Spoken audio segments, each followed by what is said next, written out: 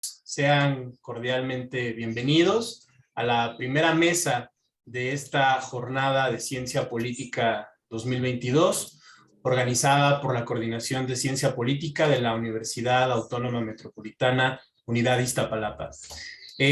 Saludos a todas y todos los participantes que tenemos el día de hoy en esta mesa, y también al auditorio que nos sigue a través de las redes sociales de la Cátedra Madero, de la División de Ciencias Sociales y Humanidades de la UAM, así como a los seguidores de la página de la Coordinación de Ciencia Política de esta misma universidad.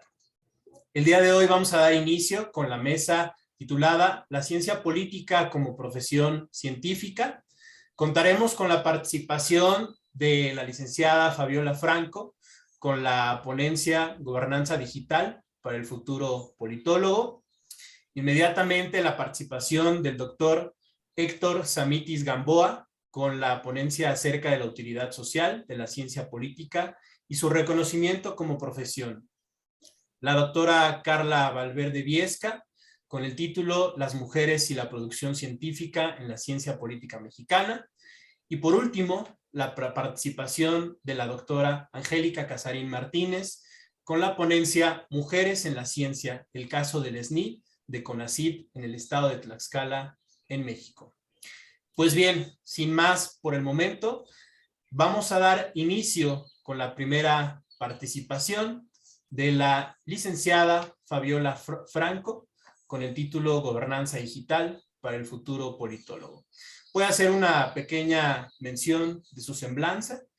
Actualmente, la licenciada Fabiola estudia el máster en Dirección de E-Commerce y Marketing Digital.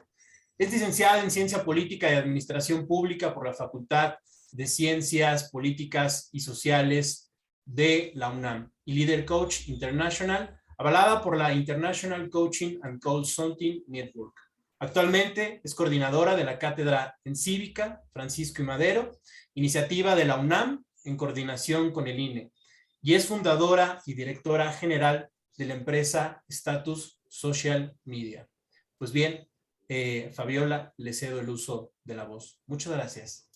Muchísimas gracias, estimado Omar. Muchísimas gracias por permitirme estar el día de hoy compartiendo mesa con grandes académicos, que algunos de ellos han sido mis profesores en años atrás, y obviamente un reconocimiento muy especial a la doctora Erika Granados por todo el esfuerzo y este trabajo monumental de convocar a 64 académicos y 3 días de jornadas.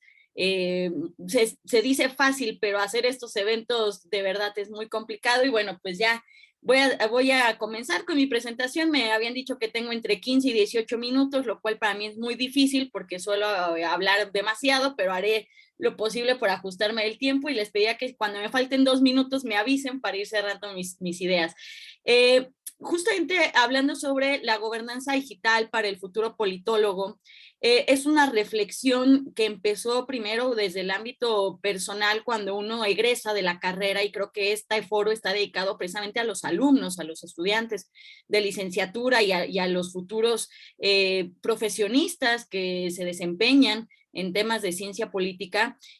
La verdad es que cuando uno sale, la realidad y la vida académica o de funcionario público o inclusive de consultor desde la iniciativa privada es muy diferente a lo que nos llegan a contar un poco en las universidades, y tenemos el reto de adaptarnos y adaptarnos brevemente y de manera eficaz, porque la competencia es muy fuerte en el ámbito laboral, y con el uso de las nuevas tecnologías todo es mucho más difícil, mucho más complejo. Se requieren una serie de habilidades más allá de simplemente hablar una serie de idiomas o manejar bien la carrera que estudiamos, sino ahora ya tenemos que ser multitask, multifacéticos y con acceso a las TICs y además el uso de las mismas, ¿no? Lamento que en mi ponencia dije nada más politólogo, pero también politólogas, y es que estoy muy comprometida con el uso del lenguaje incluyente, y las politólogas todavía tenemos una brecha todavía mayor el techo de cristal, la discriminación, la parte de género. Entonces, por favor, gobernanza digital para el futuro y la futura politólogo y politóloga, ¿no? Creo que hay que hacer énfasis también en ello. Ya aquí también se hablará del trabajo de las politólogas en la investigación. Y bueno, voy a compartir pantalla al respecto de entrar ya en materia de lo que es... a ver, denme un segundo, está al revés la página, perdónenme. Ok, comparto la siguiente. No, me sigue dando la misma. No, ya estamos, perfecto. Bueno, sin afán de hacer una situación de dar clases de ciencia política, porque no es el caso del día de hoy, pero entender primero, pues, qué es la gobernanza en primer grado y que esto deberíamos de saberlo, ya sea que te dediques a la administración pública o a la ciencia política, porque como suele pasar en la UNAM, pues tenemos este tronco común y luego nos especializamos en alguna de las dos áreas. Pero pues es importante entender la gobernanza, y aquí cito al doctor Aguilar, donde la gobernanza en el sentido propio es este proceso de interacción correspondiente a las sociedades en que los actores públicos y los privados o sociales se remiten y se requieren mutuamente. Yo creo que esta es la parte fundamental, entender que en las democracias nos requerimos mutuamente. No puede haber decisiones unilaterales, políticas públicas de a dedazo para llegar hacia el clientelismo simplemente, y también esto implica que esta requisición mutua entre los diferentes actores que conforman al Estado, que interactuamos en sociedad, bueno, pues implica también realizar asuntos tanto de nuestro interés particular como los asuntos de interés público y en beneficio en el ámbito general. Entendiendo esto, creo que es el punto nodal de lo que hacia dónde debemos partir como futuros profesionales de la ciencia política, sin importar en el sector en el que nos dediquemos, sin importar si mañana somos académicos o si vamos a ser funcionarios públicos o si vamos a ser consultores o cualquier otro de los ámbitos que hoy existen para desempeñarnos. Es importante que entendamos que de esto va un compromiso también social y profesional. Bien, también entonces, ¿qué entenderíamos por pues una gobernanza digital? Esta gobernanza digital no es otra cosa más que, que debe de radicar en tener una organización jerárquica requerida en el caso de cómo trabajamos las TICs. En esto tiene mucho que ver con el tema de ciberseguridad, enlazar objetivos con el uso de las TIC con objetivos estratégicos de de la organización gubernamental o no. O sea, independientemente del área en donde trabajemos, las TICs tienen que permear en nuestra vida cotidiana, en la implementación, evaluación, hechura de una política pública, darle seguimiento, y creo que la pandemia dejó muy claro esto. Yo recuerdo que todavía hasta hace un par de años ir a sacar la renovación de tu licencia de conducir, si no tuviste la fortuna de sacar la permanente, pues llegabas y te decían, no hay micas, no hay plásticos para imprimir aquí en la Ciudad de México, por ejemplo. Tardaron un año y medio en desarrollar una aplicación donde hoy puedes tener tu licencia de conducir de manera digital en la cartera digital de Ciudad de México. Año y medio. Nos tardamos año y medio en desarrollar. Bueno, funcionarios de la Ciudad de México dirían, fue rapidísimo, pudimos tardarnos más. Bueno, pues vaya consuelo. Qué bueno que nos tardamos más. Sería como en el IMSS cuando te dan una consulta para de tu embarazo, ¿no? Un ultrasonido y la consulta te la dan a los 14 meses. ¿No? Ya no sé qué vas a sacar del ultrasonido, pero ese es el punto importante de cómo que los objetivos de las TICs estén orientados a mejorar el beneficio mejorar, a las sociedades, traer beneficios a la ciudadanía, lograr un desempeño uniforme y transparente. Creo que todos estaremos de acuerdo en que la parte de transparencia y rendición de cuentas se facilita mucho en el tema de el acceso a la información a través de medios digitales, de medios electrónicos, y ¿por qué no? También el uso de las plataformas digitales, en este caso de comunicación digital, como Twitter, como Facebook, para la denuncia de actos de corrupción, para presionar a los gobiernos y a las autoridades para que se pueda dar seguimiento a los delitos y que, bueno, pues nos queda una gran brecha por cerrar en este aspecto. Ya comentaba yo en algún panel que tuve la oportunidad de compartir con la doctora Erika de aplicaciones, por ejemplo, para la seguridad de las mujeres en temas de violencia de género y feminicidios. Estamos muy atrás. Hay alrededor de 3 estados que tienen aplicaciones, pero las aplicaciones no funcionan en todos los dispositivos, tienes que realizar 25 pasos para darte de alta, 0 experiencia de usuario. Y lo que sí funciona muy bien, lamentablemente, es un mapa de feminicidios que tenemos de María Salgado, que realizó María Salgado. Y tenemos que llegar primero, o sea, vean la gravedad del asunto. Usamos las TICs para desarrollar un mapa de feminicidios en lugar de utilizarlas para prevenir los feminicidios o para realizar con inteligencia artificial o machine learning el mapeo de zonas de altos niveles que tienen tendencia a desarrollar feminicidios, ¿no? Porque aparte esto no es un tema de clases sociales, de las zonas pobres hay más feminicidios. En todos los estratos sociales hay feminicidios, punto, ¿no? Entonces, sí tenemos un gran retraso en el tema del uso de las TICs con objetivos estratégicos. Y muchos de estos objetivos son para cumplir con licitaciones, para cumplir con consideraciones ni siquiera gubernamentales, vamos a decir, políticas, ¿no? En donde el día de mañana el gobierno de Sonora, por ejemplo, que tiene su aplicación de Mujer Segura, el día de mañana el gobierno cambia. ¿Y quién le va a dar seguimiento a esa aplicación?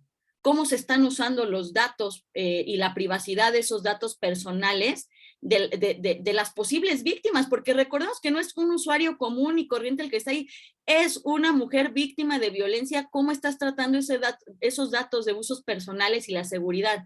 O mañana vamos a encontrar esas bases de datos en Tepito donde se puedan exportar y entonces decir, todas estas mujeres son las que están denunciando y demás. O sea, es un tema grave que creo que de pronto se nos pasa a entenderlo desde la academia. Lograr un desempeño uniforme y transparente, ya les decía, organizar actividades del TIC dentro de modelos de procesos aprobados y aceptados. Lamentablemente tenemos un distanciamiento de otras áreas, como pueden ser las ingenierías, ¿no? Los compañeros de soporte, de sistemas, de desarrollo, ¿no? Difícilmente podemos trabajar sobre la mesa y decir, pues ellos dicen que así se tiene que hacer un programa y no tienen nada de experiencia de usuario, de facilidad, porque hay otra cosa que hay que considerar, que es el analfabetismo digital. Todos tenemos redes sociales y muy bonito, y tuiteamos y retuiteamos o compartimos, pero al momento de querer utilizarlas con impacto académico o educativo, ahí ya tenemos problemas, ¿no? Ahí ya empezamos a decir, híjole, no sé cómo hacerle. Y entonces tenemos que identificar cuáles son los recursos y los medios de control y también definir los objetivos de administración y control, porque lo hemos visto en las licitaciones de cómo al momento de no saber pedir como administradores o como politólogos, ¿no? En una licitación los requerimientos, pues el ingeniero te da cualquier aplicación para que le pagues lo que invirtió en la licitación o el contrato, pero cuando llega al usuario final, que es al ciudadano, a la ciudadana, no sirve una aplicación, no es viable, y creo que todos hemos tenido problemas al utilizar alguna página o alguna aplicación de algún gobierno a nivel local, municipal, estatal o federal, en los 3 órdenes de gobierno, ¿no? Entonces, ese es uno de los retos que tenemos y una responsabilidad que está para los futuros politólogos.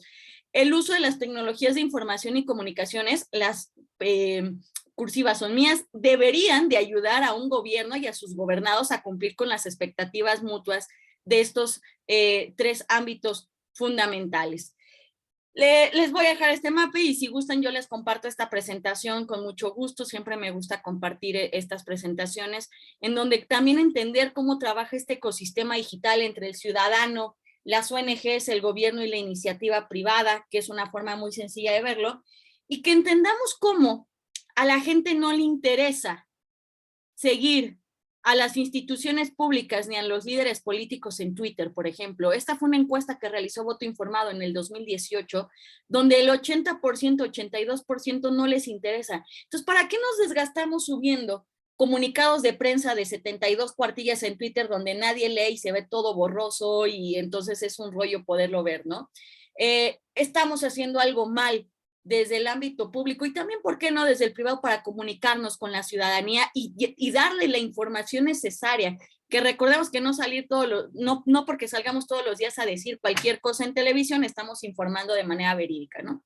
También la gente cómo se informa. Tenemos un 50% de las personas que no se informan a través de redes sociales ni digitales, no porque no quieran, no porque no tengan acceso a recursos, sino porque es complejo a veces informarse en medio también de una situación de fake news que tenemos, de infoxicación que se nos dio a través de la pandemia. Y lo que es todavía peor, nadie sabe identificar qué red social dice la verdad. Es relativo decir quién dice la verdad, pero ¿por qué pensamos que Facebook y WhatsApp dice la verdad? Porque es nuestro primer círculo cercano, las personas que al menos conocemos, ya sea en la virtualidad o en presencial, que tenemos registrados en nuestros celulares, por eso confiamos en ellos, pero también entendamos que nuestro primer círculo no siempre dice también la verdad, ¿no? Y luego nos preguntamos por qué somos el segundo país con más noticias falsas, solo por debajo de Turquía, ¿no? La gente sigue inclusive con todo y que podamos decir que los medios tradicionales de radio y televisión son el clásico contenido chayotero, pues inclusive consideran que dan menos información falsa, tendenciosa, pero no falsa, que es otra circunstancia ahí a considerar más adelante. Y algo que es gravísimo y que veo que poco se ha hablado es el tema de la espiral del silencio de Elizabeth Noel Neumann, en donde cómo inclusive ya la cantidad de discurso de odio que existe en Twitter y lo poco que hemos podido entender la responsabilidad del civismo digital en las plataformas digitales, nos llevan inclusive a la autocensura para evitar el que te tiren hate, el tener bots, el tener trolls, y entonces se vuelven espacios en donde deberían de ser de comunicación plural, en donde las minorías también podrían expresarse, que eran aquellos que no tenían acceso a los grandes medios de comunicación, pues ahora no, quien tenga la capacidad de pagar pauta, pagar bots, silencia a las voces de grupos vulnerables a través de estos medios de comunicación. Entender desde la parte inclusive de la psicología y la economía que tenemos un sistema de valoración de información con el sistema 1, que es el emocional, y el sistema 2, el lógico.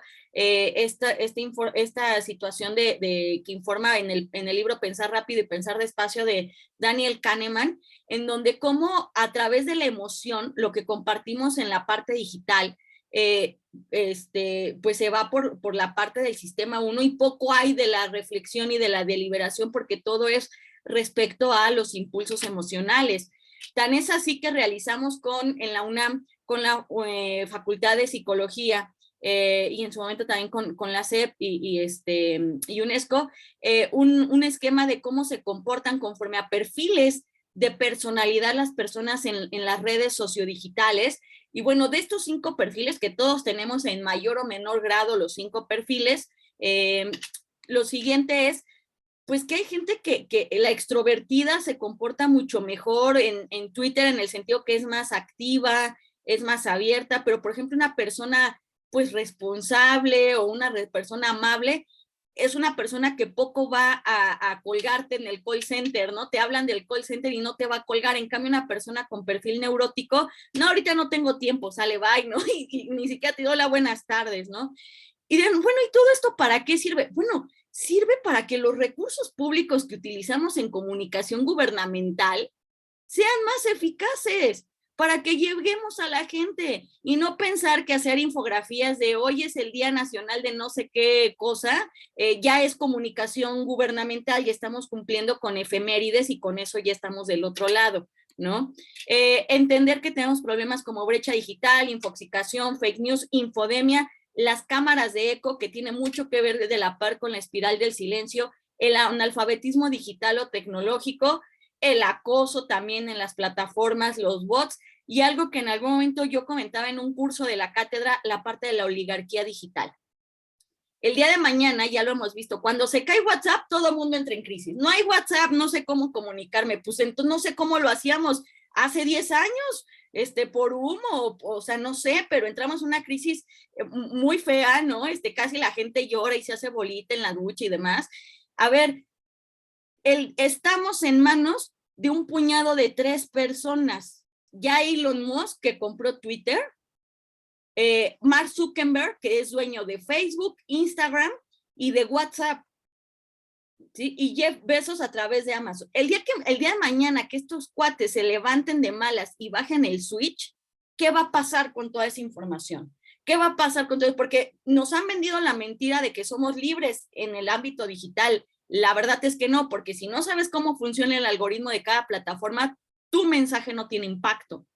Y el día de mañana que ellos bajen el switch, bueno, pues ahí se quedó toda nuestra información y a ver qué hacemos.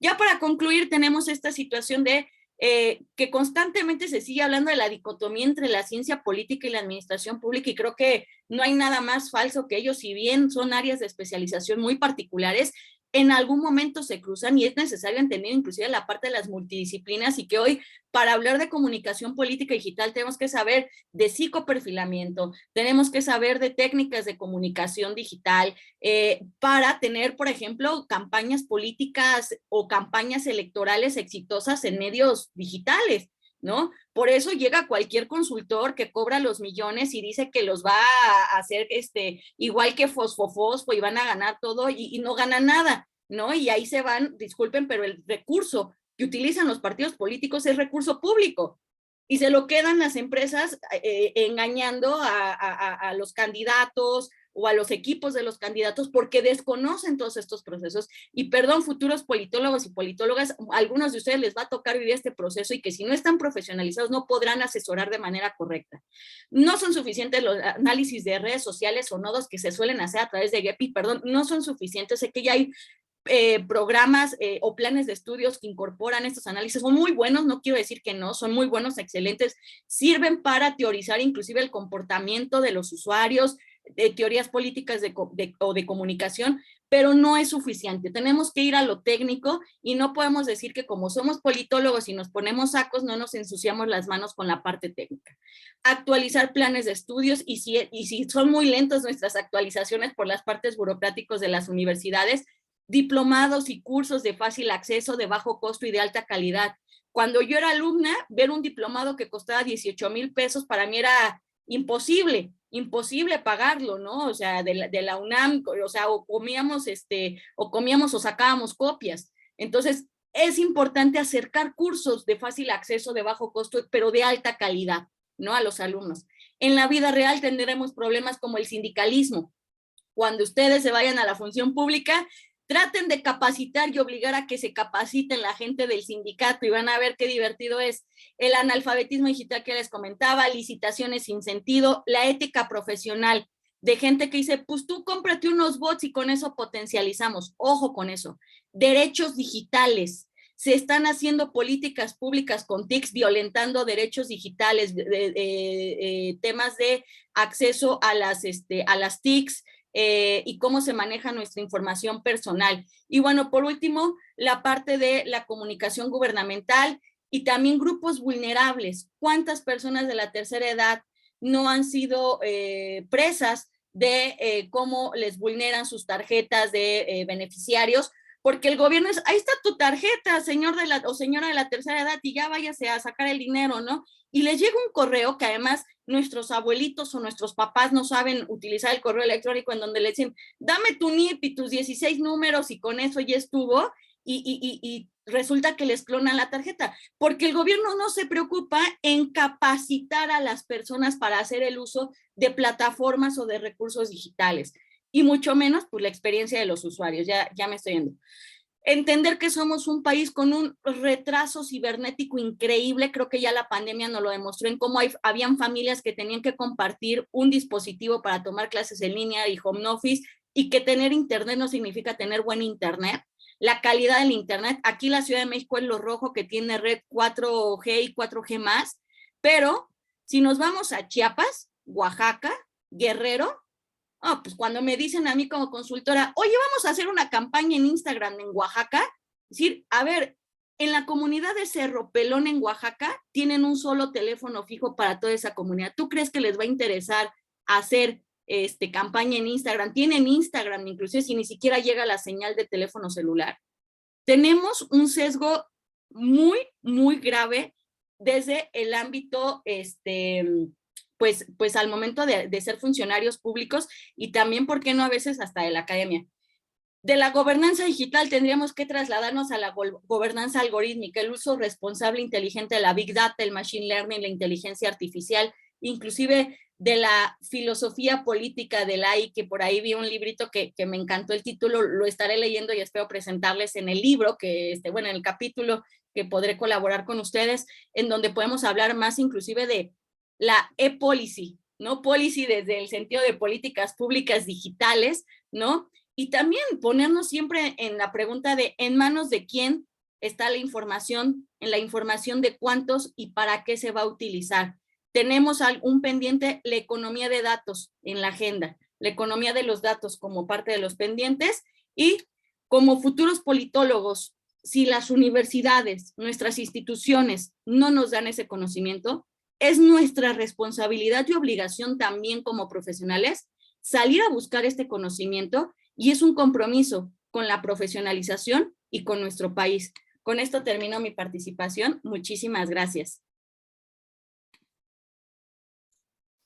Muchas gracias, licenciada Fabiola, por su participación con esta ponencia tremendamente interesante acerca de los temas de gobernanza digital. Pues bien, vamos a dar continuidad a la siguiente participación.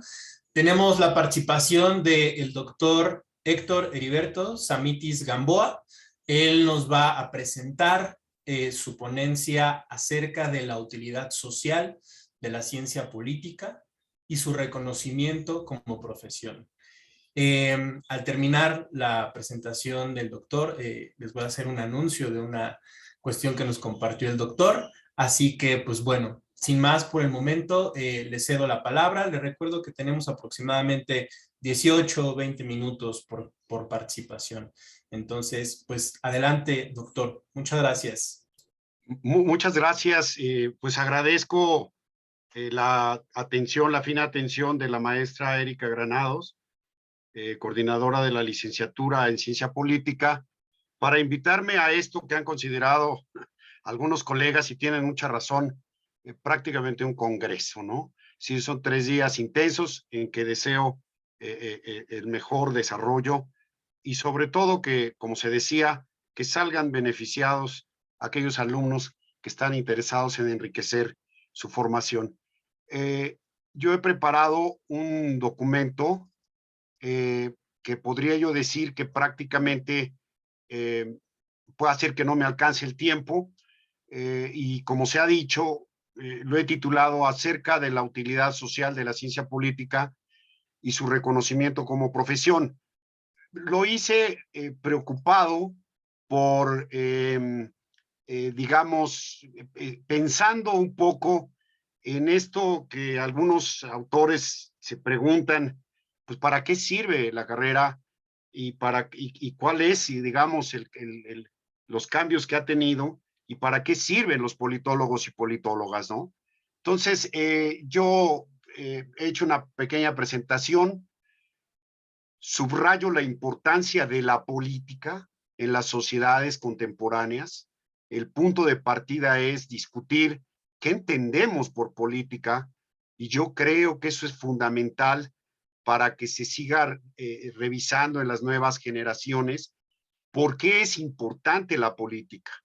Es a partir de estas premisas como nosotros podemos responder cuál es la utilidad, cuál es la pertinencia de esta carrera. Tengo que reflexionar asimismo sobre la enseñanza de la disciplina en las universidades, y ahí hago una reflexión sobre Latinoamérica.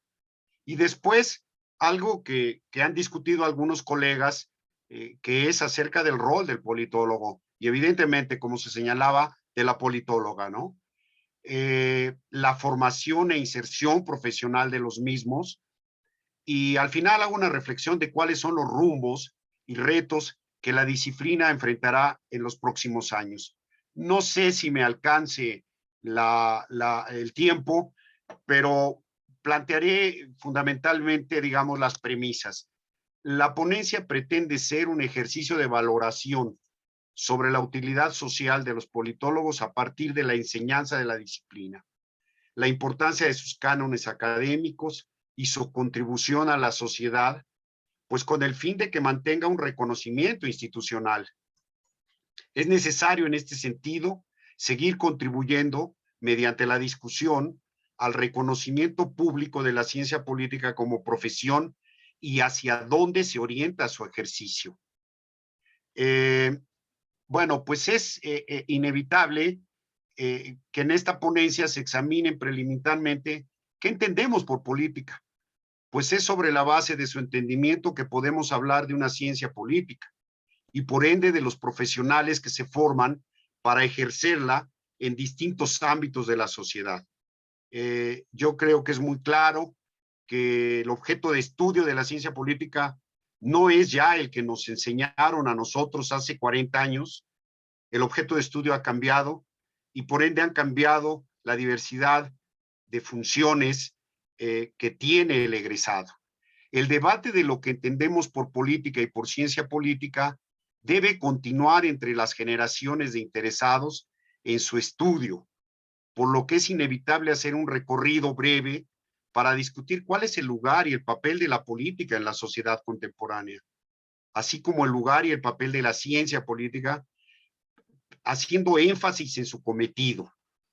A los politólogos y politólogas, en sentido genérico, corresponde, aunque no en exclusiva, describir y explicar cómo se encuentra ese saber acumulado propio, en qué se funda como conocimiento experto y cómo es útil para la sociedad. ¿Cuál es esta importancia? Bueno, aparentemente lo vemos a diario. La política constituye un asunto sencillo sobre el que todo mundo entiende, del que muchos hablan como si fuesen expertos. Es decir, la inmensa mayoría de la gente piensa que entiende suficiente de política. Sin embargo, cuando intentamos ordenar y organizar teóricamente la política, las cosas son mucho más complicadas, sobre todo cuando pretendemos comprender globalmente su esencia, más allá de los aspectos concretos, de elementos específicos que son más fáciles de acotar y entender. Ya Giovanni Sartori escribía hace 30 años el problema de la ubicuidad de la política, y ese es al que nos estamos enfrentando actualmente. Por esta razón, podríamos decir que el politólogo es un especialista de un campo sobre el que una buena parte de los ciudadanos y del resto de profesionales de otros campos también se sienten especialistas. Pero resulta que nuestro especialista se encuentra ante la dificultad de explicar y de comprender teóricamente la complejidad de la política. Y esto lo tiene que hacer el politólogo con la finalidad de simplificarla y captar la singularidad de lo político respecto de otras esferas de la sociedad. ¿Qué es política? ¿Cómo se concibe la política? Es imprescindible que nos ocupemos de ella partiendo del hecho de que se trata de un concepto, como señalaba yo, pues de un uso bastante habitual, pero también bastante controvertido e incluso contradictorio. Veamos lo que sucede simplemente en nuestro país actualmente. La opción que recomendamos en esta ponencia es considerar a la política como una práctica o actividad colectiva que los miembros de una comunidad llevan a cabo. La final de esa actividad es regular conflictos entre grupos y su resultado es la adopción de decisiones que obligan por la fuerza, si es preciso, a los miembros de la comunidad. ¿Por qué es importante? Bueno, pues es importante porque depende de cómo haya sido la socialización, de cómo sea la socialización. La socialización política enseña a los individuos los valores fundamentales del sistema político y los capacita para relacionarse con él. Es decir, les enseña qué es lo que pueden esperar del sistema político y también cómo pueden intervenir en él. Los estudios existentes hasta ahora han podido establecer que existen 4 agentes principales de socialización: la familia, la escuela, los grupos de padres y los medios de comunicación. Ya se señalaba la maestra Fabiola Franco, pues a lo que nos enfrentamos los politólogos, sencillamente, ¿no? Al uso de las tecnologías, pero sobre todo en un contexto en el que hay que dilucidar qué son las fake news, ¿no? Ahora el análisis político se torna mucho más complejo. Por eso los politólogos deben de prepararse mejor. Las razones que explican tanto la importancia de la familia como de la escuela están relacionados fundamentalmente con la edad, sobre todo en la familia. La socialización se produce desde los primeros años de vida y la psicología ha mostrado ya sobradamente la enorme influencia que tienen los valores aprendidos en las edades más tempranas. Y aquí es donde entra pues la discusión sobre la utilidad y pertinencia de una disciplina como la nuestra. Las disciplinas tienen una razón de ser intrínseca. Es decir, si queremos saber cómo está hecha una cierta realidad, es porque nos surge obrar sobre esta realidad. Aún frente a la diferencia que existe entre ciencia pura y ciencia aplicada, Giovanni Sartori señaló al respecto que el conocimiento empírico es un conocimiento para aplicar. Tenemos que desarrollar esas aplicaciones. La ciencia política no es excepción a esta regla, porque es un instrumento para intervenir sobre la realidad de que se trata. Claro, esto se enfrenta a un reto fundamental que tiene que ver porque partimos de la teoría y vamos a la práctica. Claro, mucha gente piensa el camino inverso, ir de la práctica a la teoría.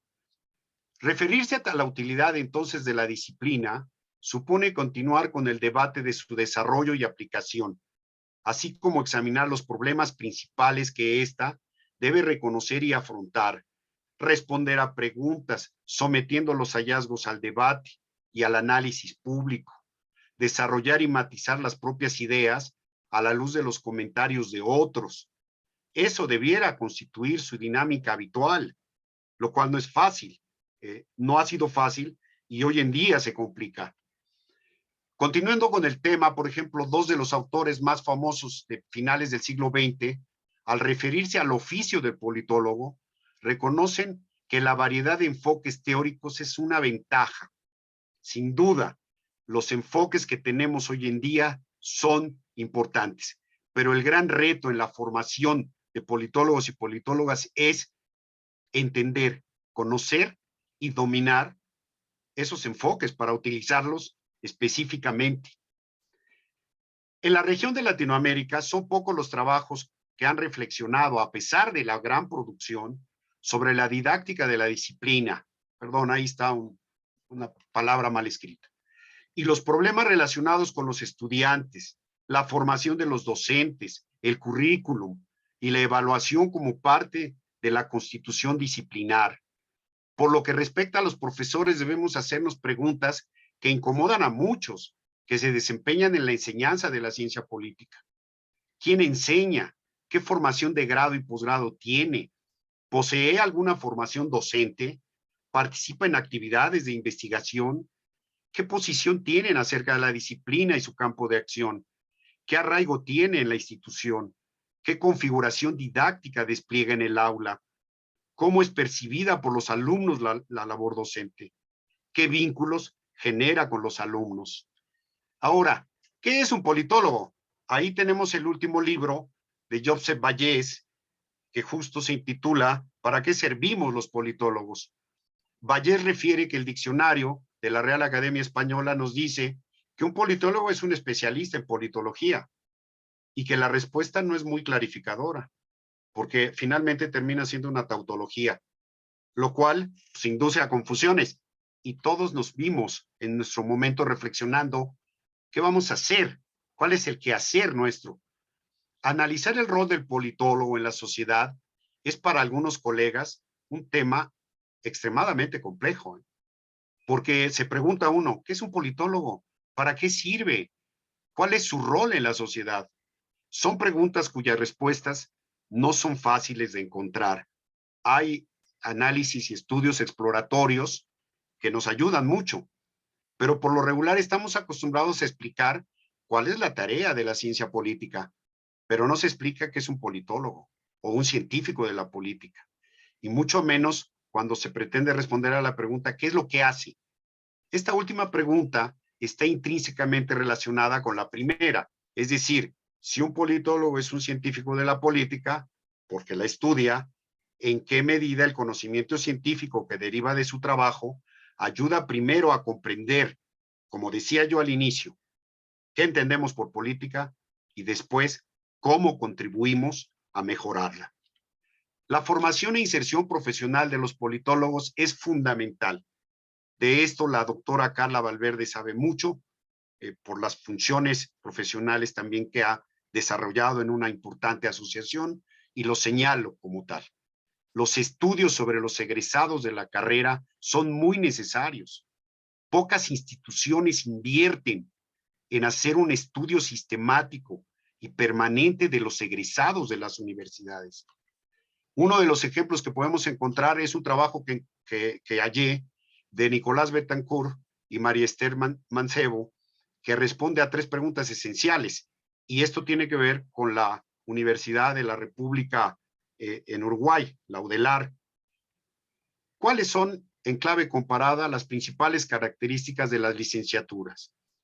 ¿Cómo evalúan los politólogos egresados de su licenciatura su formación?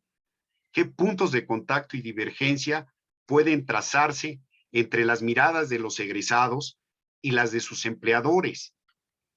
¿Qué funciones desempeñan los politólogos en puestos de trabajo en esa variedad de instituciones? Y miren, si se hacen encuestas, encontramos estos indicadores que son fundamentales. Por ejemplo, esto tiene algunos años, ¿no? ¿A qué se dedica mayormente el trabajo del politólogo? Bueno, en su momento se observó gestión, y el ámbito de gestión ha sido ahora últimamente muy importante.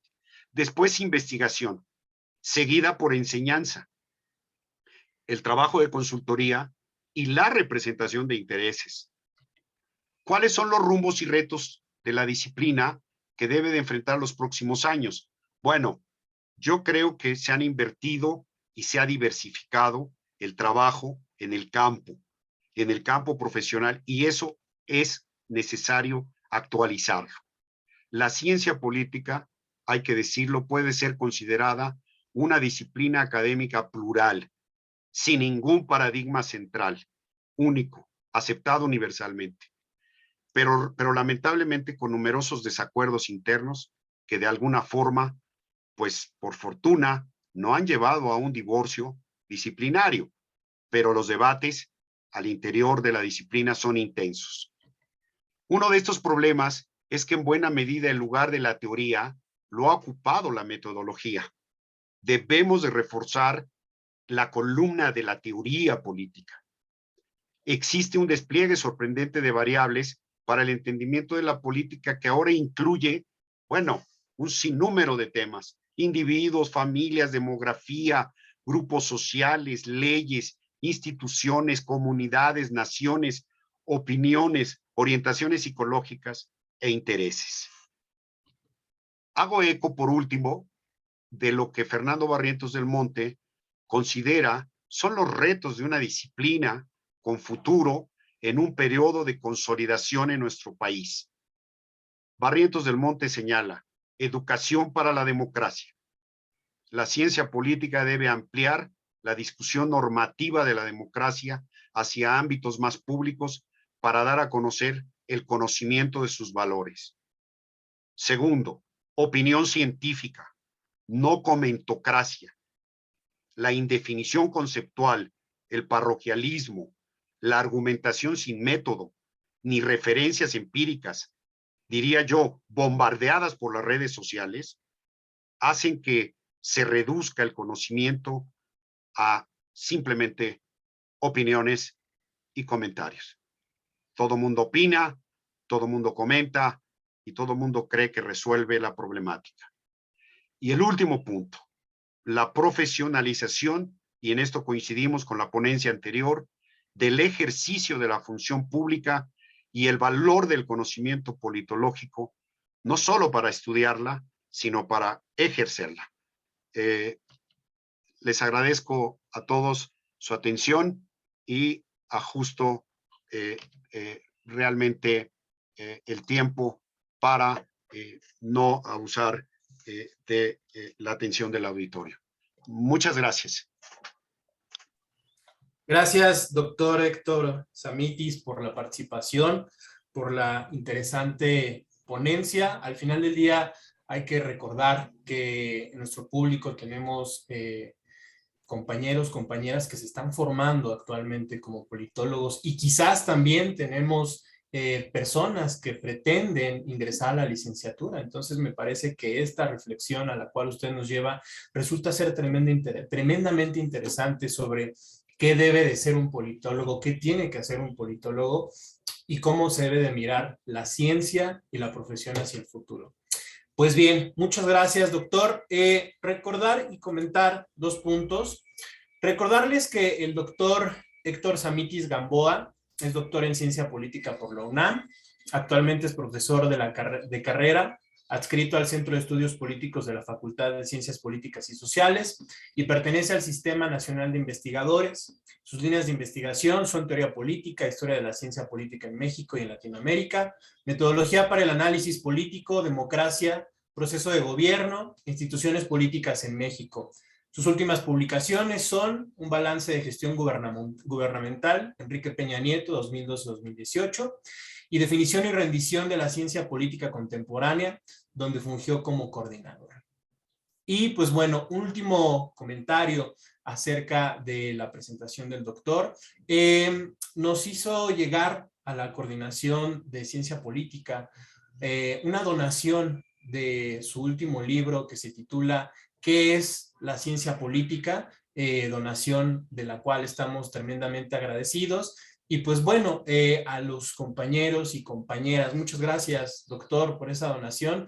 A los compañeros y compañeras de la licenciatura en Ciencia Política, pues recordarles que tenemos esta donación de libros, los invitamos y las invitamos para que puedan pasar a la coordinación a recoger un ejemplar del último título del doctor Héctor Samitis.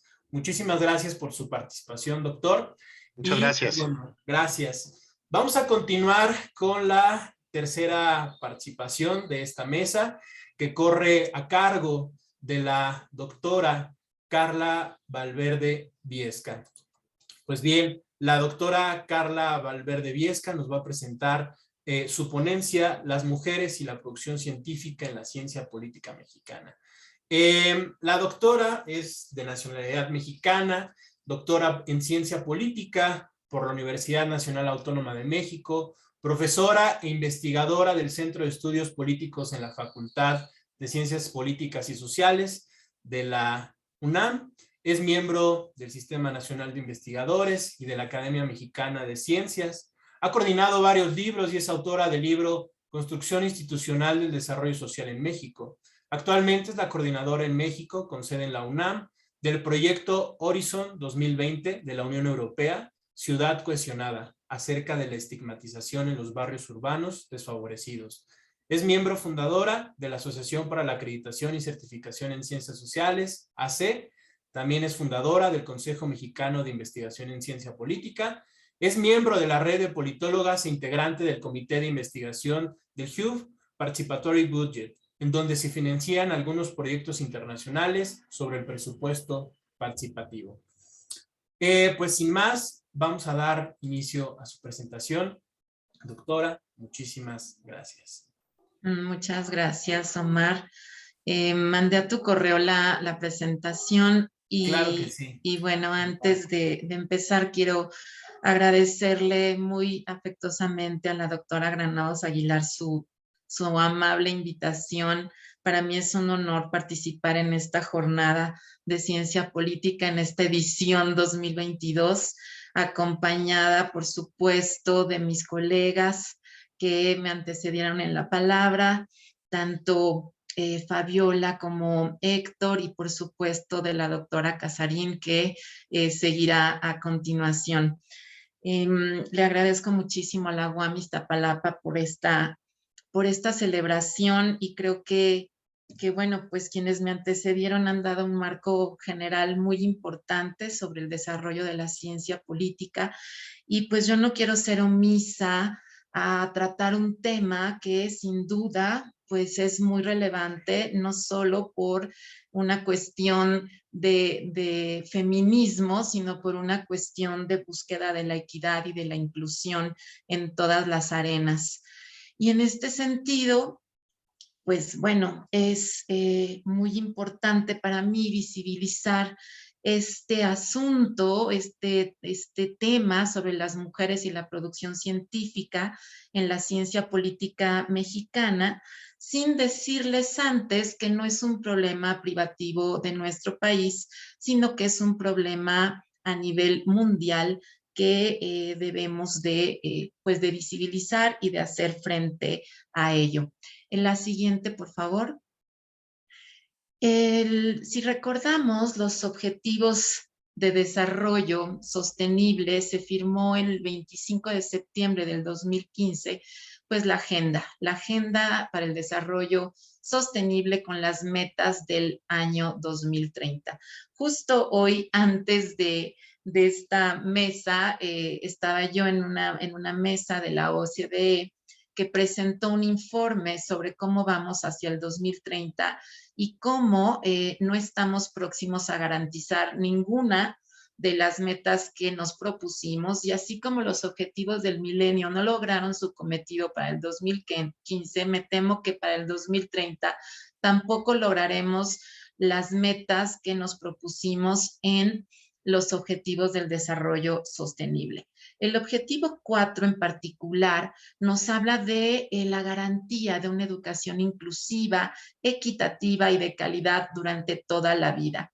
Sin embargo, y pese a que la Agenda Mundial de Educación 2030 reconoce esta igualdad de género, en el sentido de que niñas, niños, hombres, mujeres, tengamos acceso a los diferentes niveles de enseñanza, lo que vemos es que en términos de competencia y de acceso a la educación no estamos logrando dichos objetivos. La siguiente, por favor. La ONU reporta en el 2020 que las niñas y las mujeres tienen 4 veces menos probabilidades que los hombres de adquirir competencias digitales básicas. Ya de esto nos habló Fabiola, me encantó esa presentación, Fabiola. Y bueno, aquí presento unos datos que confirman lo que tú estabas diciéndonos en términos de las brechas digitales. Por otra parte, las mujeres representan a nivel mundial menos del 30% de las autorías de trabajos científicos, mientras que los hombres representan más del 70%. Las investigadoras, además jóvenes, y me da muchísimo gusto y comento también lo que decía el doctor Javier Rodríguez. Es muy cierto, ¿no? Es un gusto saber que están las jóvenes empujando, ¿no? Y Erika, qué bueno que tengas a tu cargo la coordinación en estos momentos, porque en efecto, las investigadoras jóvenes además tienen la desventaja de que para ser promovidas, y bueno, esto no es privativo solamente de las mujeres, pero pues no existen realmente puestos, ¿no? Para poderse incluir. Tenemos un problema generacional donde pareciera que estamos esperando a que los veteranos, y bueno, ya estamos prácticamente ahí incluidos algunos de los que estamos aquí en la mesa, no todos, estamos como a la mitad, pero están los jóvenes esperando a que los veteranos dejen sus puestos para que las nuevas y los nuevos investigadores se incorporen. Y en este sentido, las investigadoras en Norteamérica y en Europa, por ejemplo, han expresado que durante el COVID esto se ha acrecentado, es decir, no nada más hay un problema en términos de la posible incorporación y las desventajas acumuladas que existían, sino lo que la propia pandemia ha generado. La siguiente, por favor. lo que podemos observar es que algunas de las desventajas que existen en las diferentes regiones del mundo, pues se han profundizado. En la UNESCO 2015 habíamos visto que los porcentajes de las universitarias matriculadas en ciencias naturales, matemáticas y estadística oscilaban entre el 53 y el 59% en Brasil y se encontraban en 47% en Argentina y en Chile. En nuestro país y en Colombia este rango va del 47 al 53%, dependiendo de la disciplina que se estudie. Ahí estos datos eran al 2015, ahorita vamos a ver qué ha sucedido. Adelante, por favor. Aquí vemos cómo se ha avanzado hacia la paridad de género en algunas regiones y lo que podemos observar es que pues a nivel superior hay brechas bastante significativas. Estos son datos al 2020. Y bueno, es muy importante mencionar que en términos de alumnas y de matrícula, los programas de ingeniería, manufactura y construcción, por ejemplo, en la educación superior, pues superaban el 35%, mientras que, por ejemplo, en Honduras y en Colombia o en México oscilaban entre el 25 y el 29%. Según estos últimos datos que hemos recopilado en las estadísticas, lo que vemos es que pues no hay una igualdad en términos de acceso a el nivel de educación superior, lo hay un poco menos desequilibrado en el ámbito de la educación primaria, después se abren un poco las brechas en la secundaria y después vemos cómo se abren totalmente en la educación superior. La siguiente, por favor. En este sentido, me parece muy relevante y lo quiero enfatizar, que las brechas de género se entienden como desigualdades. Y en el planeta, pues apenas el 25% de las investigaciones las encabezan mujeres. Según esto, algunos datos de Alessandro Velo, que es consultor de la UNESCO, por ahí están las fuentes. Y en América Latina, la mayor proporción de investigadoras del mundo, cerca de 45%, se encuentra en nuestra región. Esto es muy, muy importante porque hemos visto que muchas veces somos muy eurocéntricos al decir que en Europa existe mayor incorporación de las mujeres hacia la ciencia y he de decirles que no. Actualmente la región latinoamericana es la región en donde más mujeres se incorporan a la ciencia en términos generales.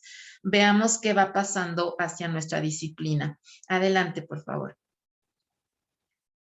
Lo que vemos aquí es que, y estos son algunos datos de la red de indicadores de ciencia y tecnología, el porcentaje de mujeres en los niveles de licenciatura y doctorado, los últimos datos disponibles son del 2016, siento no tener mayores y mejores números, pero bueno, es importante ver cómo se comportan los países latinoamericanos. Aquí vemos cómo en la licenciatura, pues el país que lleva la ventaja es Argentina, seguido de Cuba. Nosotros nos encontramos pues más o menos a la mitad y después tenemos que en el grado de doctorado observamos también pues una disparidad, ¿no? Tenemos el 56% de porcentaje en Argentina, seguido por otros países de manera importante como Uruguay con un 52% o como Brasil con un 53% y nosotros vemos a México con el 48%. Estos son los últimos datos disponibles. La tendencia no se modificó y por el contrario, durante la pandemia se profundizaron estas diferencias. La siguiente, por favor. La desigualdad científica en términos de producción también es un porcentaje importante en donde vemos que, y curiosamente también aquí los datos, Venezuela es el país que mayor porcentaje de mujeres dedicadas a la investigación presenta, mientras que el Perú es el país que menos investigadoras tiene, y nuestro país tiene alrededor de un 33% en términos país.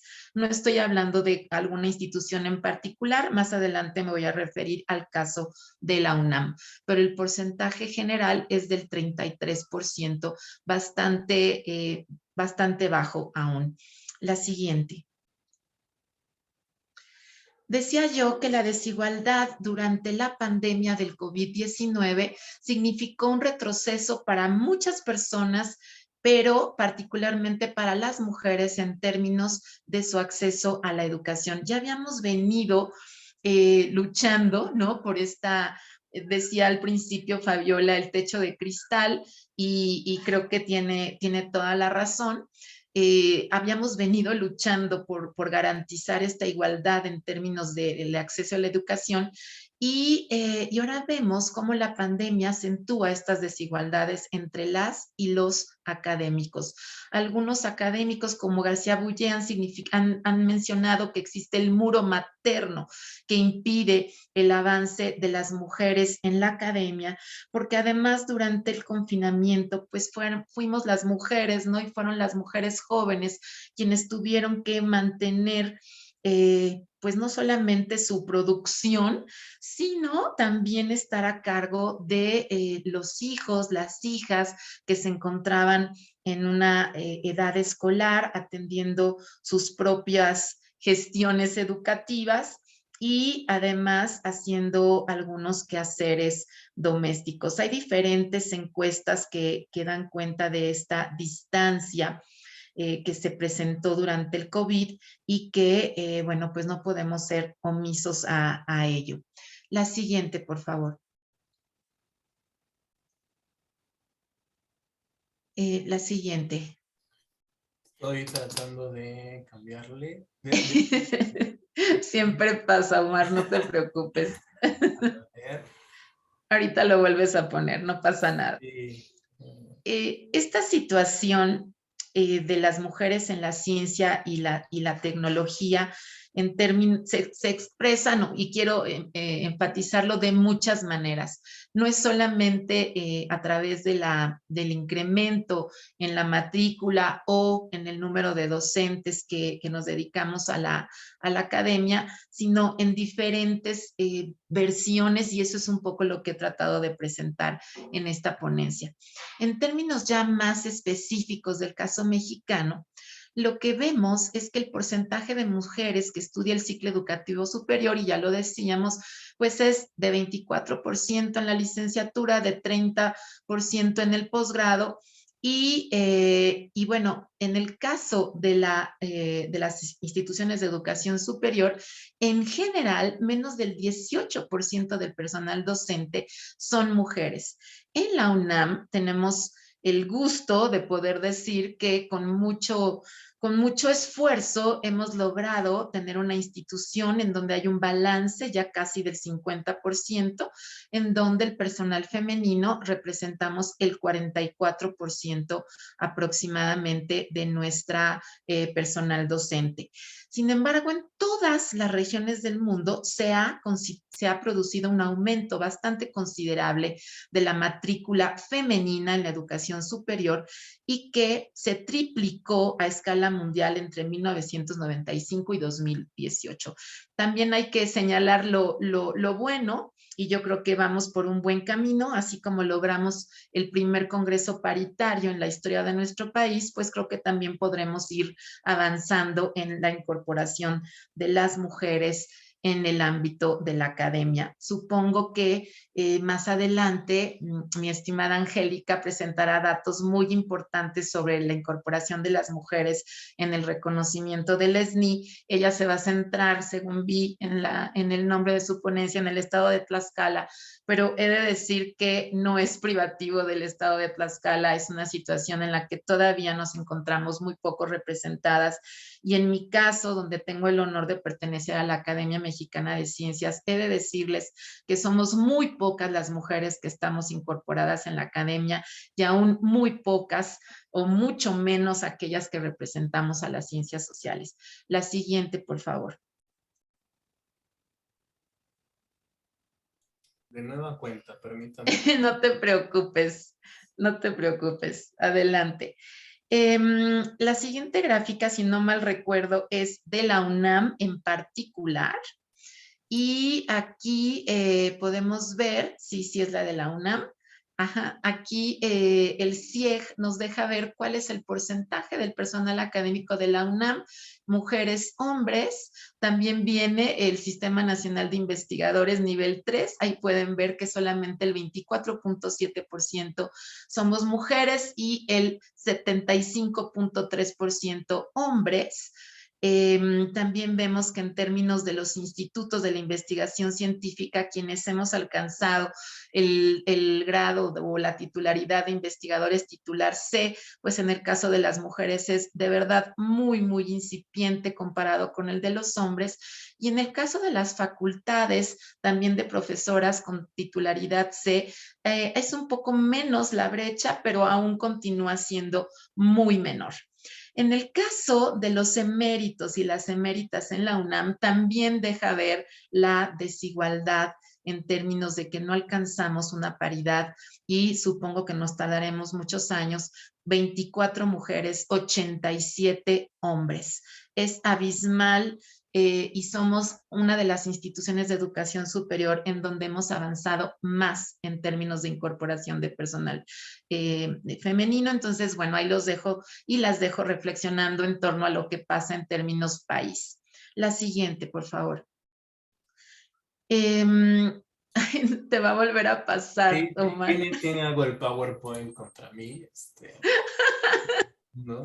Ya vamos a ir cerrando, no te preocupes, ahí va.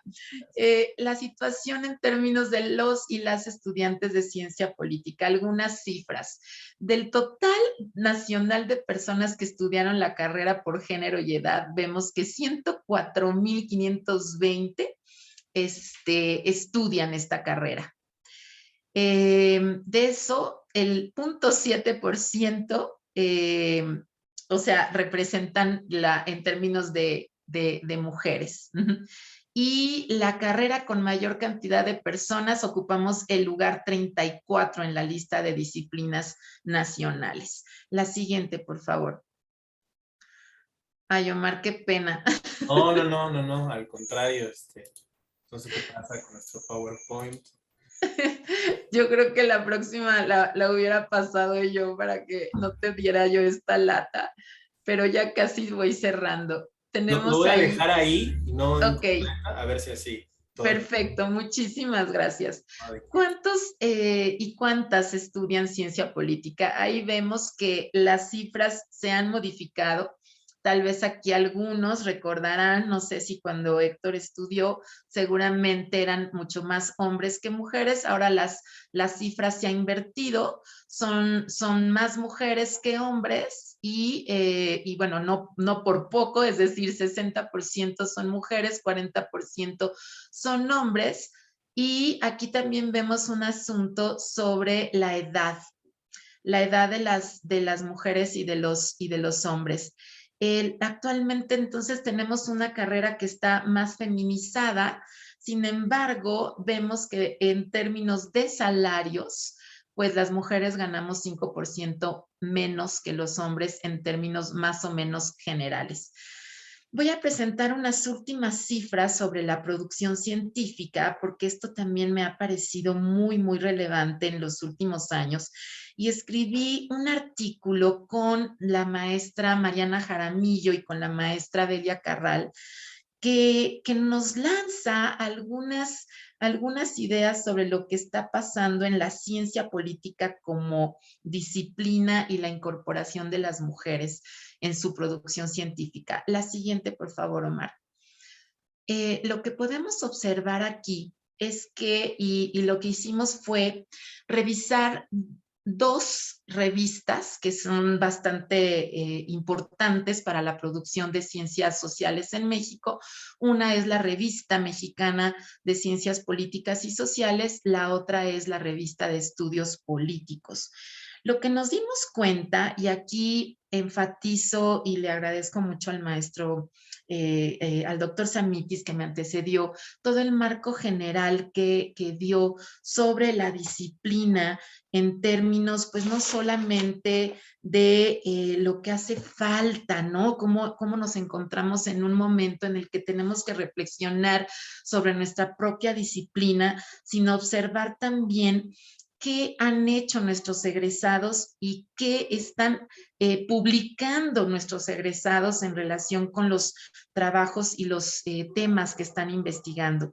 Hicimos una revisión de 10 años en el sentido de la Revista Mexicana de Ciencias Políticas y encontramos aquí que se publicaron 236 artículos.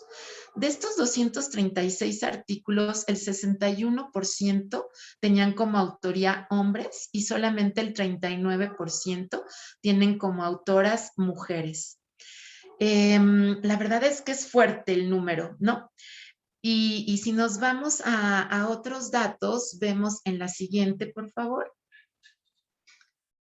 Lo que vemos aquí es que cuáles son los tipos de autorías. Podemos tener a mujeres que son solo autoras, que en donde nada más son 11 las autorías de mujeres que firman solas el artículo. Hay otras en donde solo son hombres, que son 30. Después tenemos coautores mixtos, donde hay una mujer y un hombre con 31. Coautorías mixtas, hombres y mujeres, 23, y mujeres como autoras, como coautoras únicas, aquí hay un error, es como coautoras únicas, 141, y en el último renglón se presentan hombres como coautores únicos, 222. En la siguiente, lo que podemos observar es cuáles son los temas abordados por las mujeres en los artículos de la Revista Mexicana. Y aquí hago énfasis porque el doctor Samitis me permite observar lo que él decía en términos de cómo van cambiando los objetos de estudio a lo largo del desarrollo de la disciplina.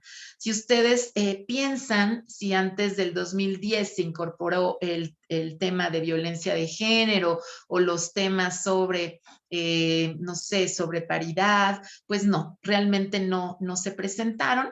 Aquí lo que observamos es que en estos últimos años, pues siguen siendo prioritarios los temas de política en términos de lo que decía Fabiola, ¿no? Cuántas mujeres participan en las elecciones, en puestos de representación, etcétera, en términos del ámbito político.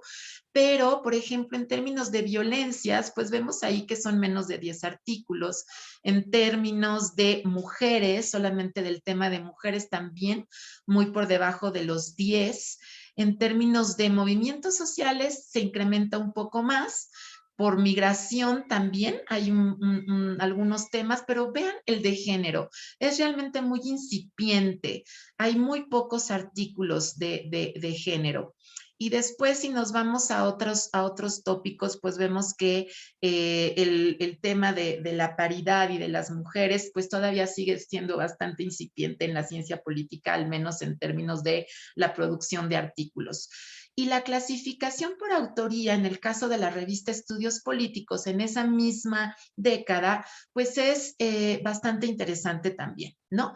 Aquí vemos a mujeres como autoras únicas, 3, hombres como autores únicos, 22, coautores mixtos, primero mujer y luego hombre, 4, al revés, primero hombre y después mujer, 10, mujeres como autoras únicas, 49 en coautoría, y repetimos la cifra bastante alta de hombres en coautoría únicos, 187.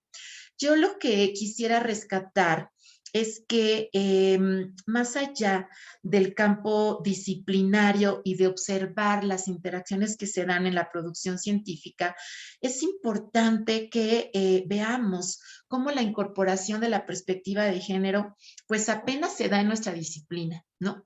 Es como bastante incipiente, parecería que no, pero es muy importante ver que este proceso de interacciones legitiman su uso.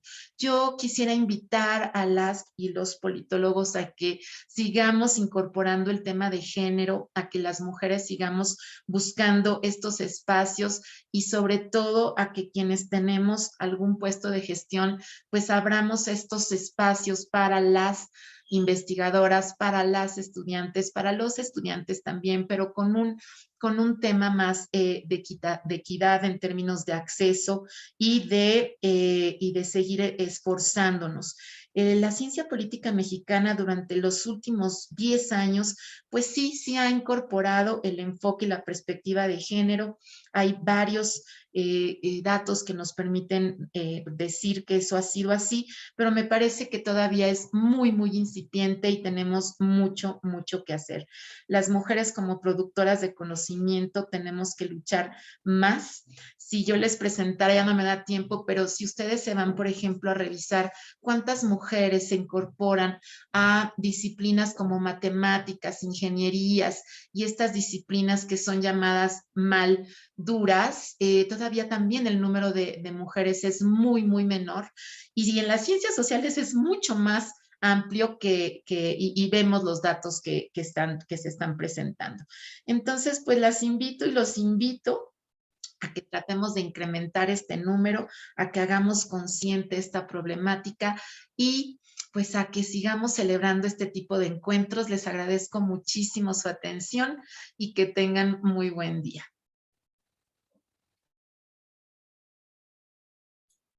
Muchas gracias, doctora Carla Valverde Viesca. Gracias por su ponencia. Muy interesante el papel de las mujeres en este ámbito. Pues bien, para concluir nuestra mesa del día de hoy, contamos con la ponencia de la doctora Angélica Casarín Martínez, que se titula Mujeres en la Ciencia, el caso del SNI de CONACYT en el estado de Tlaxcala, México. Voy a hacer una breve reseña de la doctora.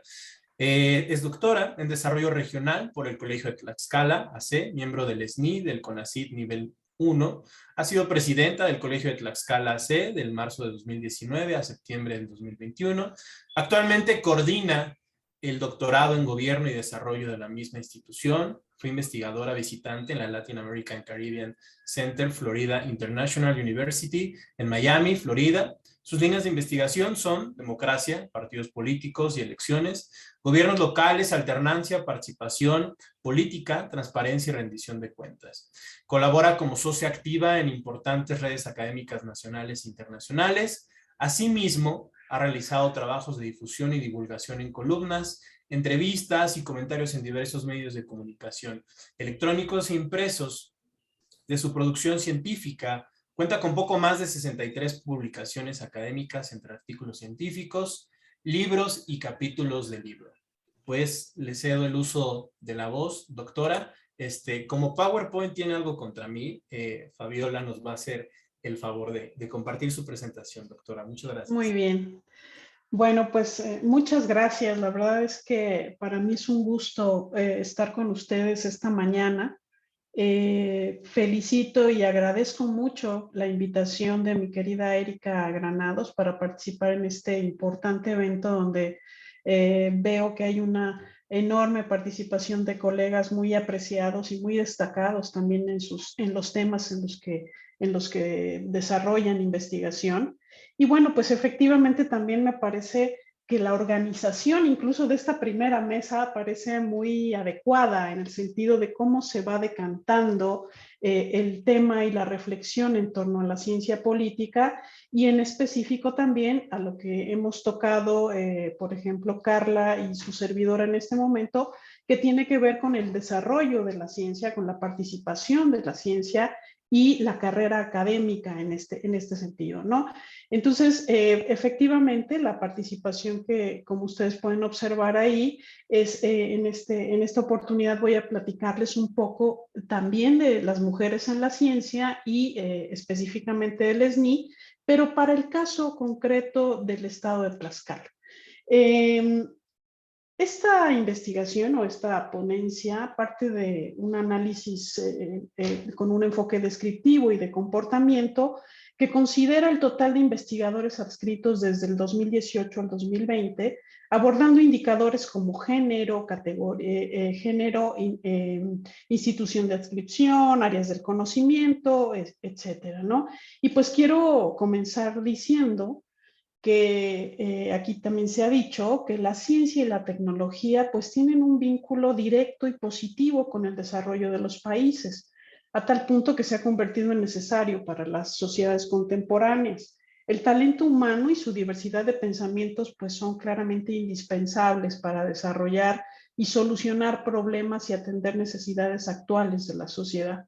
Sin embargo, en este contexto y de forma notoria, como ya lo hemos visto con la presentación de la doctora Valverde, la participación de las mujeres científicas muestra una clara diferencia numérica en relación a la presencia de los hombres también en este espacio.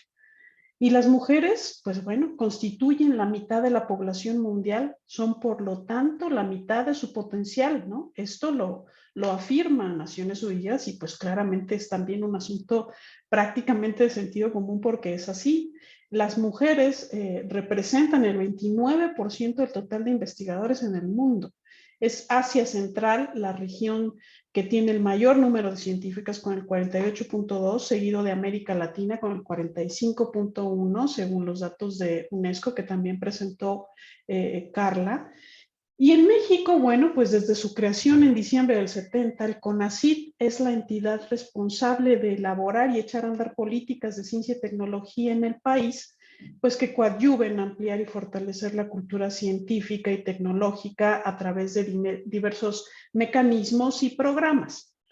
A los miembros del SNI, en ese sentido, se les considera como capital humano altamente calificado para realizar labores de investigación científica con prestigio académico dentro y fuera de México. El SNI, según el reporte del padrón del último, del 2020, integra 33.165 investigadores, de los cuales 12.582 son hombres y 20.583 son mujeres.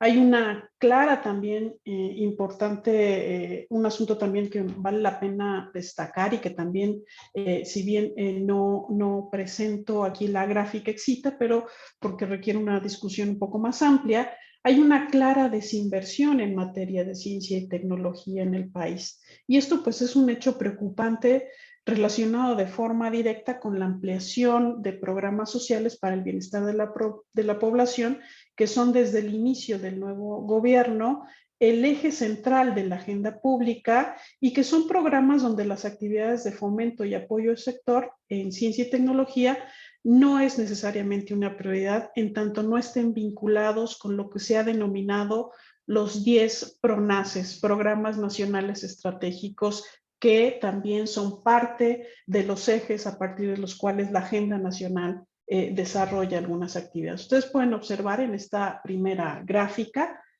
cómo es que el sistema científico en México durante el periodo del 2018 al 2020 pues tuvo una tasa de crecimiento del 15.8%.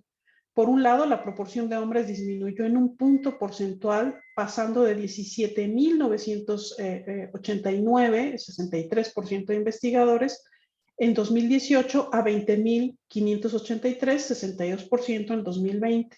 En contraste, el número de mujeres pasó de 10.644, 37% de investigadoras en 2018, a 12.582, 38% en 2020.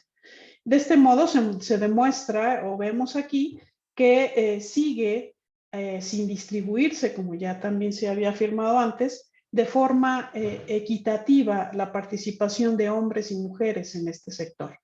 En este sentido, vemos aquí cómo ha sido la participación por género en la siguiente gráfica, por favor, Omar, y la participación de las mujeres por nivel, es decir, en el 2018 podemos observar aquí que cómo se presenta los niveles a partir de los cuales el SNI adscribe a los investigadores en nivel de candidato, nivel 1, nivel 2, nivel 3. No incluimos aquí a los eméritos, pero es más o menos el comportamiento, y pueden observar que las variaciones son verdaderamente mínimas en algunos casos. Entonces, y prácticamente en el 2020 incluso hubo un aumento, claro, de la participación de las mujeres, pero no ha sido, digamos, un aumento que se considere importante en relación a la participación de los hombres, ¿no? El total de investigadores al 2021, para hablar en el caso del estado de Tlaxcala, como ustedes saben, el estado de Tlaxcala pues es el estado más pequeño del país, cuenta con una población de 1.342.977 habitantes, y sí, según los datos que hemos recabado, en la siguiente gráfica, por favor, existe en total al 2021, 194 investigadores, de los cuales esto representa que en el estado de Tlaxcala hay un investigador o investigadora por cada 6.922 habitantes. Ustedes pueden observar también ahí en la gráfica donde, como por ejemplo Tlaxcala está por ahí chiquito, ¿no? Es el más chiquito, por eso les decía, cómo se ubica entre los estados con menor población, con menor número de investigadoras en el país, ¿no? En ese sentido también, si pasamos a la siguiente gráfica, y atendiendo a lo que nos refiere la UNESCO prácticamente plantea que a llegar al 45% de participación de mujeres en este espacio, pues prácticamente se alcanza la paridad, ¿no? Las mujeres investigadoras en el estado de Tlaxcala, pues llegan en el 2020 al 46%. Entonces, eso significa que, según los datos de la UNESCO, en Tlaxcala hay paridad en este sentido, ¿no?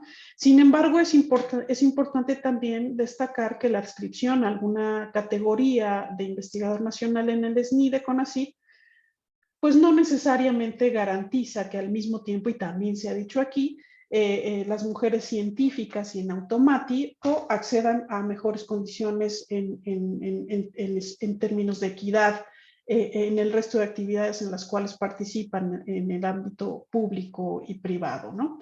La siguiente gráfica, por favor.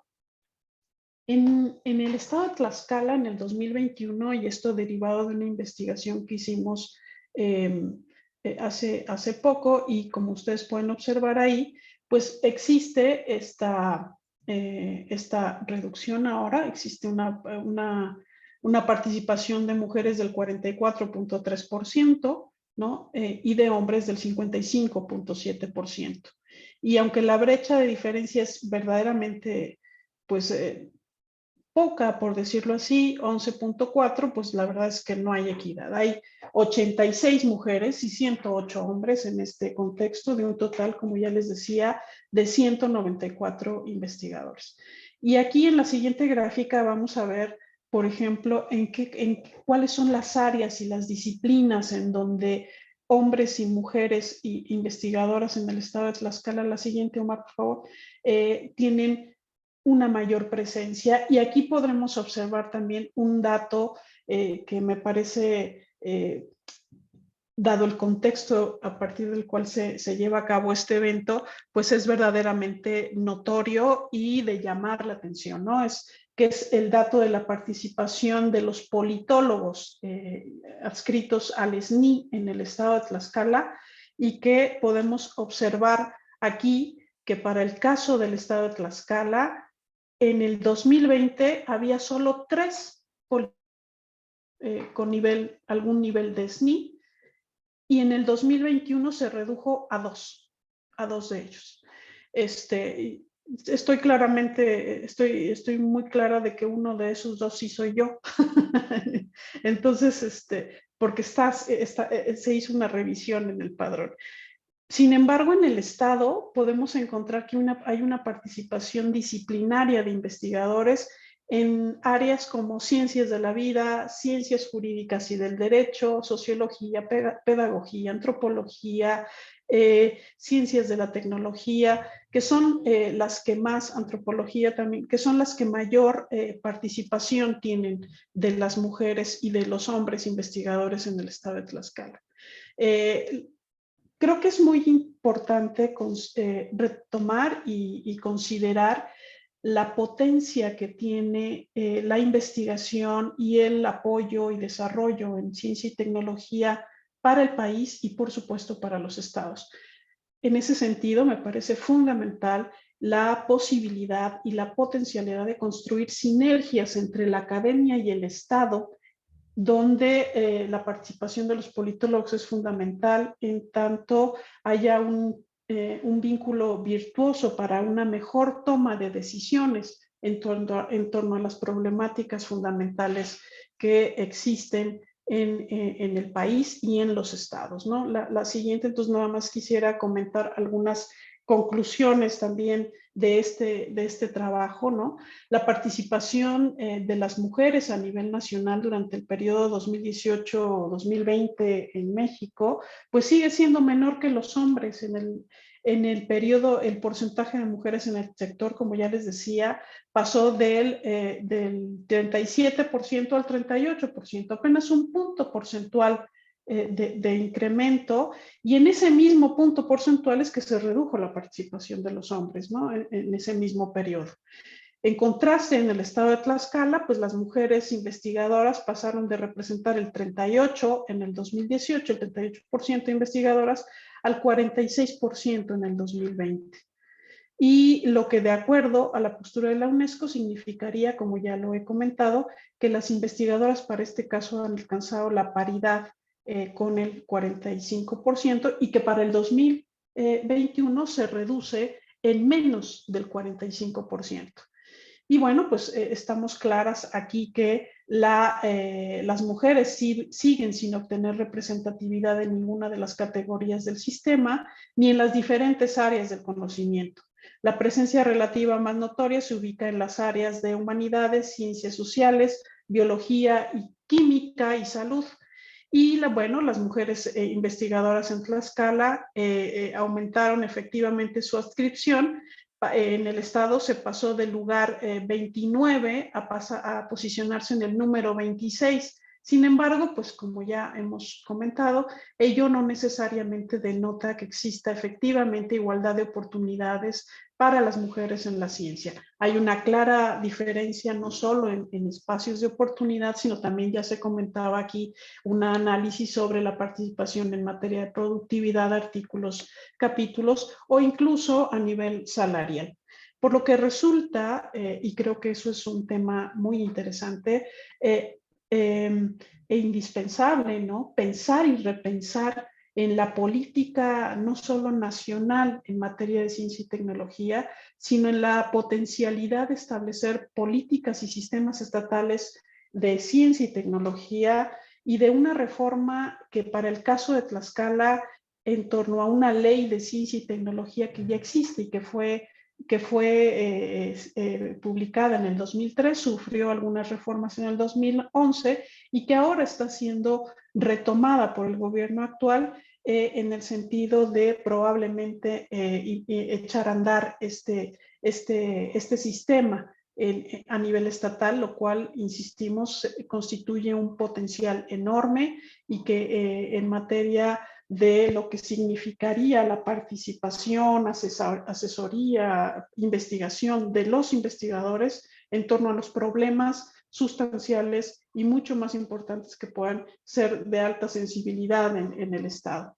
Entonces, creo que al no existir una política pública en esta materia y focalizada de apoyo a las mujeres científicas, las mujeres se enfrentan, además de estos problemas de carácter estructural, a otros obstáculos que tienen que ver, y también se ha dicho aquí, que son estos obstáculos invisibles que limitan el acceso a la carrera académica en el espacio público, al que se suman aspectos como la segunda jornada, los techos de cristal, los pisos de goma, etcétera, en ese y en el contexto, claro, de una pues cultura machista que existe todavía en México, que asigna tareas de atención y cuidado de la familia y el hogar como si fueran actividades exclusivas de las mujeres, ¿no?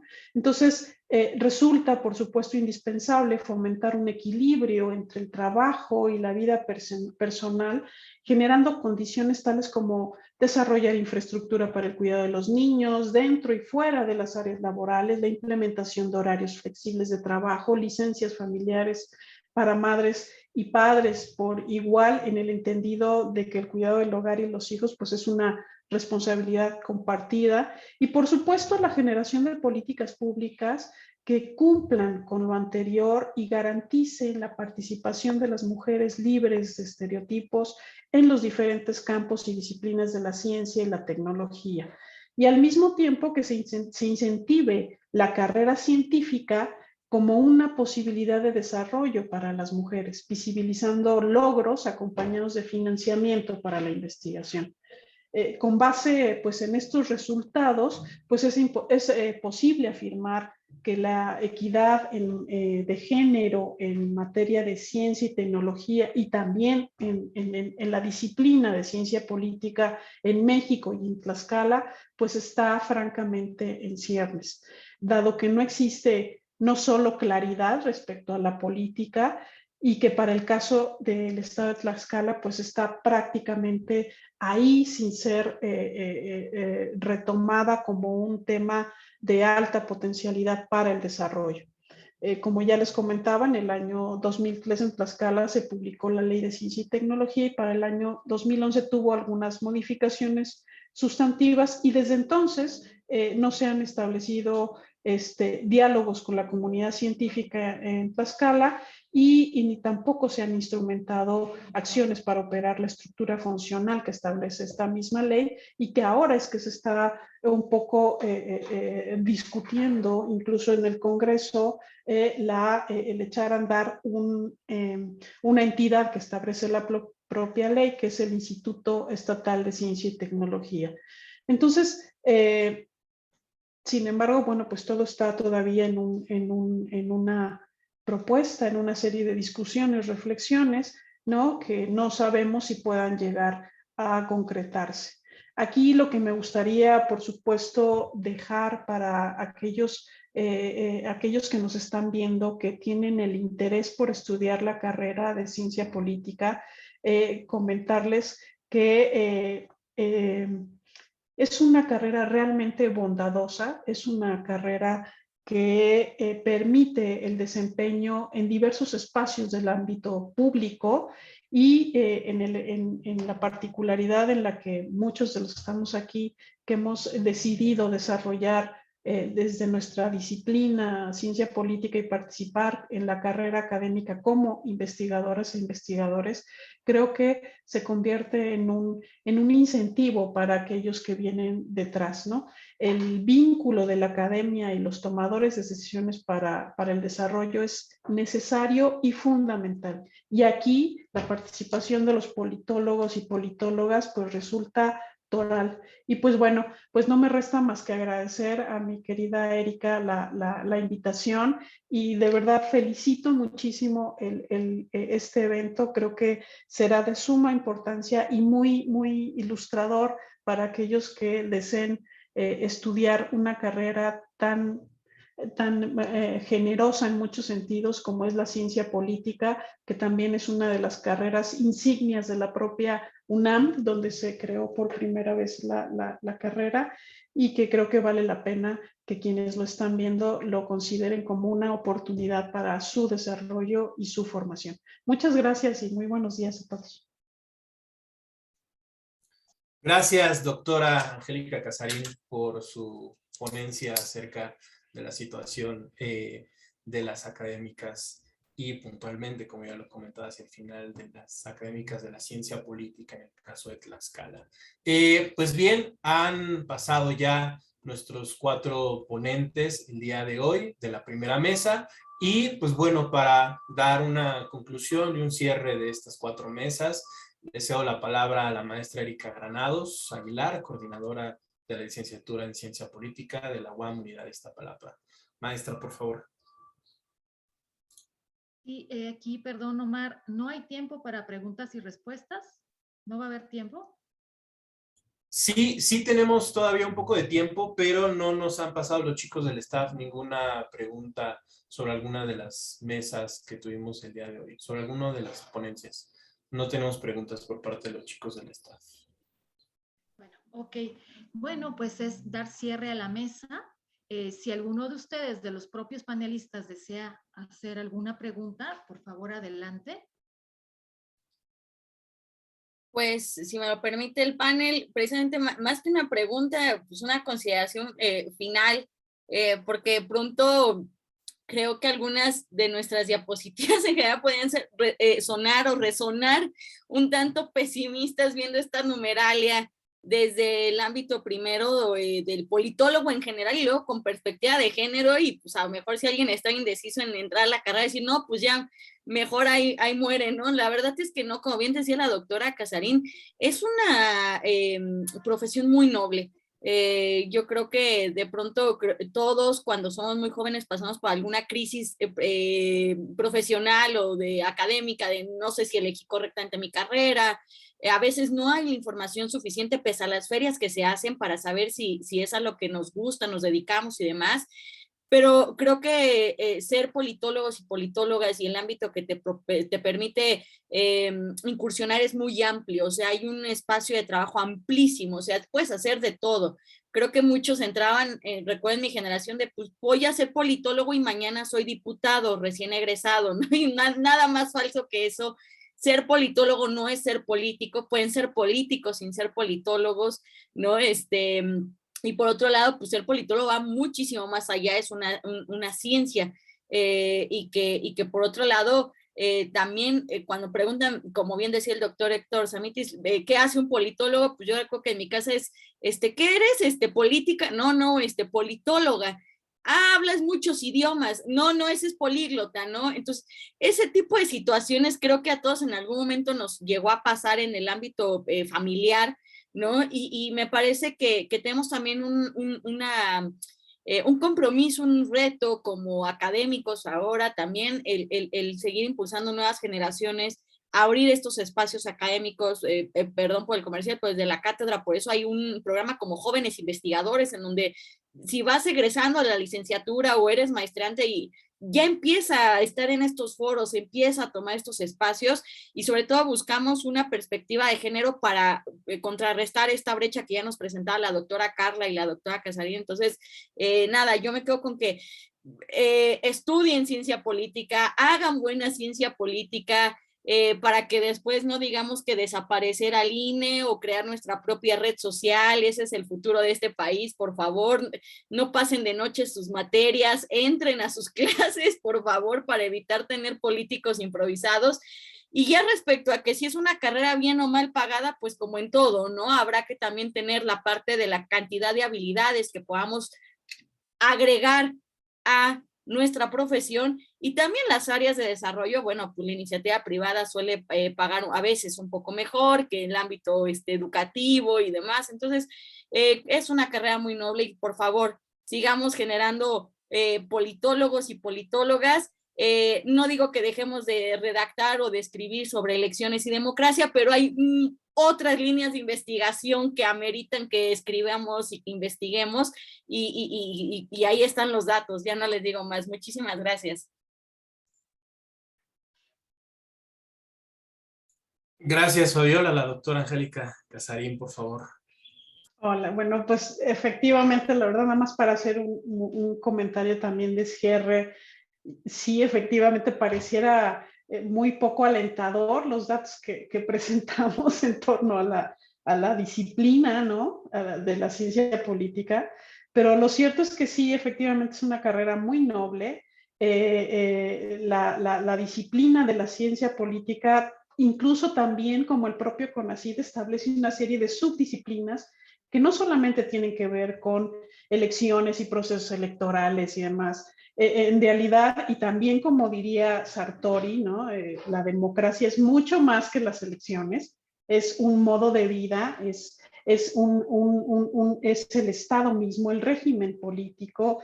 Entonces, en ese sentido, creo que el espacio se amplía en mucho, y la posibilidad de participar en muchos espacios de los politólogos está puesto y abierto en charola. Yo más bien diría que el escenario, más allá de ser un escenario poco alentador, es un escenario de una alta oportunidad para aquellos que quieran formarse en ciencia política. Pueden desempeñarse en la investigación, pueden ser funcionarios públicos, pueden ser sí políticos, pueden también ser formadores tomadores de decisiones, en general hacedores de programas, políticas públicas, etcétera, etcétera. Ya también lo comentaba el doctor Samitis, la importancia del quehacer del politólogo, ¿no? Es tan amplia, tan diversa y tan transdisciplinaria incluso, porque tiene la posibilidad de vínculos y sinergias muy enriquecedoras con otras disciplinas, que creo que más que ser un escenario poco alentador y pesimista, yo más bien comentaría para aquellos que nos están viendo, que ya son politólogos o que tienen el interés por formarse como politólogos, que es el espacio perfecto y el momento perfecto para formarse como politólogos. Hay mucho que hacer en esta materia y hay mucho que aportar en ese sentido. Muchas gracias. Muchas gracias, doctora Angélica Casarín, por su comentario de cierre. La doctora Carla Valverde, por favor. Gracias. Muchísimas gracias, Oscar. Pues yo me uno a estas reflexiones finales diciendo que, bueno, les agradezco a las colegas y al colega, a Samitis, las ponencias, la verdad me resultaron súper interesantes y nos renuevan, ¿no? Como académicas y como académicos. Y lanzar un mensaje importante para las y los estudiantes. Creo que todos hemos dado cuenta de cómo estudiamos fenómenos políticos en una sociedad dinámica, es decir, nunca es estático lo que nosotros estamos estudiando. Y bueno, como tal, también tenemos que entender que la disciplina no es estática, nuestra disciplina se mueve, cambia todo el tiempo en términos de objetos de estudio, de relaciones, de intereses. Y el doctor Samitis sugirió la relevancia de distinguir, y lo comentaron también Angélica y Fabiola, entre la política y lo político, que es algo fundamental, que todo el tiempo estamos reflexionando en el aula, pero que en el momento de hacer política se nos olvida. Y yo siempre les digo a las y los estudiantes, ojalá todos y todas quienes se dedican a la política fueran politólogos o politólogas, pero eso no es así en ningún lugar del mundo. Entonces, lo que tenemos que hacer, creo yo, es profesionalizar nuestra disciplina. He de decir que la ciencia política es una disciplina muy importante que en nuestro país en los años 50 tenía un solo lugar donde se estudiaba, que era la Universidad Nacional Autónoma de México. Después de ello surgió el programa en la Ibero y en la Universidad Autónoma de Baja California. 70 años después tenemos más de 100 programas en ciencia política en todo nuestro país, y de ellos he de decir que la mayoría están acreditados y evaluados.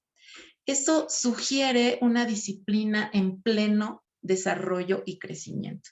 Entonces, si ustedes se dejan llevar por el te vas a dedicar a la grilla, ¿qué es eso de la ciencia política? Y no piensan en que ustedes serían actores y actoras de un mejor México, pues no estudien esta disciplina. Pero si están comprometidos con su país y quieren con su granito de arena cambiar las cosas porque no les gusta cómo están, pues entonces yo las invito y los invito a que sigan estudiando, se sigan preparando y logremos cambiar esta lógica de que los politólogos y las politólogas no podemos proponer cambios relevantes para nuestra sociedad. Con eso concluiría, les agradezco muchísimo. De verdad, Erika, muchas gracias por la invitación. Omar, excelente tu ayuda, te agradezco la ayuda técnica y tanto problema que te dio mi presentación. Muchísimas gracias. Gracias a usted, doctora, por la participación, sin duda alguna. Doctor Héctor Samitis, ¿alguna reflexión para el cierre? Muchas gracias. Sí, muchas gracias. Bueno, pues esta mesa sin duda es un ejemplo de los cambios que va teniendo la carrera y frente a una realidad siempre un gran reto en nuestro país, ¿no? Yo creo que las transformaciones que ha habido y la dirección que van tomando pueden ser muy criticables, pero lo que tenemos que analizar es que las transformaciones llegaron y que mucho del México del siglo XX ha cambiado. Entonces hay que ver qué es necesario mantener y qué es necesario orientar o reorientar y profundizar en el cambio. Mi única sugerencia es quieran a los estudiantes, quieran su carrera, crean en ella, tienen que creer en ella y tienen que pensar en darle algunos años de su vida. A mí, cuando hablo de disciplina, no me refiero a que exista como carrera, entre otras. La palabra disciplina quiere decir que quien abre la puerta para ingresar a este tipo o cualquier otro va a tener que disciplinarse y asumir como tal lo que implica esta disciplina para poder desarrollarla. Si ese tiempo que se invierte se logra entender los cánones de la disciplina, los elementos que se requieren, la puerta se va a abrir y se va a seguir abriendo, porque es necesario en el sistema político y en la sociedad, y lo vemos en muchos estados de la República, cómo este tipo de profesionales son útiles y son pertinentes para la resolución de muchos problemas en nuestra vida actual. Y que si requiere la realidad realmente de estos profesionales para trabajar con otros, para enfrentar los graves problemas que enfrentamos día a día de un México que, voy a decirlo así, yo creo que los que estudiamos hace 30 años o 40 no nos imaginamos ver, ¿eh? Hay muchas cosas muy buenas, pero hay muchos retos con mucha adversidad. Pero no voy a terminar, como diría la doctora Casarín, con una posición pesimista. Por el contrario, creo que hay que prepararse mejor para enfrentar los graves retos que tiene nuestra sociedad. Podemos contribuir a mejorarlos sin duda alguna. Muchas gracias. Gracias, muchas gracias, doctor Héctor Samitis, por el comentario de conclusión.